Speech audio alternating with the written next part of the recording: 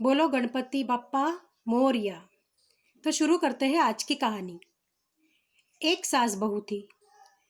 बहू दिन भर घर में खूब काम करती थी, पर सास उसको खाने के लिए रोज ठंडी रोटी के टुकड़े या अच्छे से उसके साथ में व्यवहार नहीं करती थी। तो वो बहू क्या करती थी, वो गणपति की भक्त थी।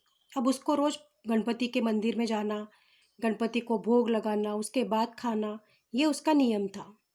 पर सास उसको करने नहीं देती थी।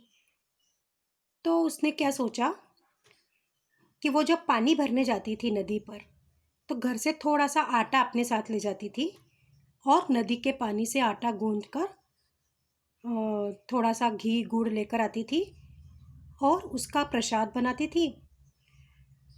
और फिर भगवान को, वहीं पर मंदिर था नदी के किनारे, भगवान को भोग चढ़ाती और फिर वहीं पर बैठकर वो अपना भोग खाती थी और फिर घर जाकर अपना फिर से काम में लग जाती थी। अब ऐसे करते करते बहुत दिन हुए। एक दिन भगवान को बहुत आश्चर्य हुआ कि इसकी सास इतनी इसके साथ में अच्छा व्यवहार नहीं करती है, बुरा व्यवहार करती है, उसके बाद भी ये बहू कितना नियम करती है मेरा। तो उनको आश्चर्य हुआ, तो उन्होंने क्या किया, आश्चर्य से उस मूर्ति की उंगली जो थी वो मुंह पर आ गई और भगवान ऐसे हो गए।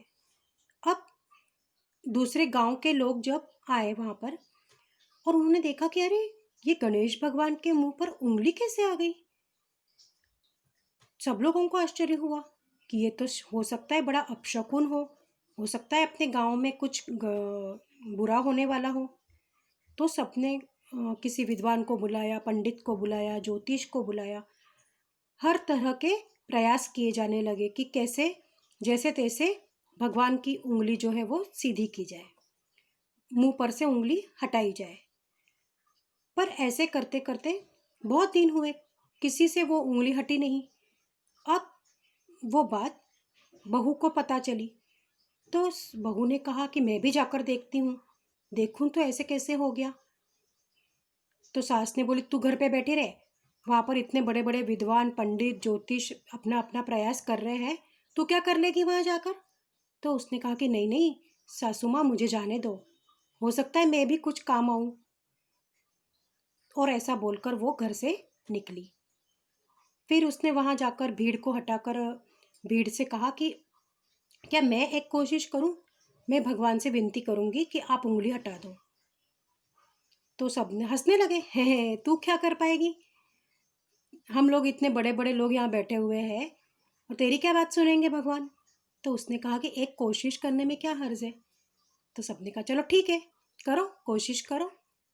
अब वो अंदर गई, उसने दरवाज़ा लगा दिया और भगवान से उसने प्रार्थना की कि मैं आपका इतना नियम धर्म पालन करती हूँ, मैं जैसे तैसे आटा ले जाती हूँ, गुड़ लाती हूँ, घी लाती हूँ और स्मशान की आग पर मैं अपनी रोटी सेकती हूँ, आपके लिए भोग लगाती हूँ।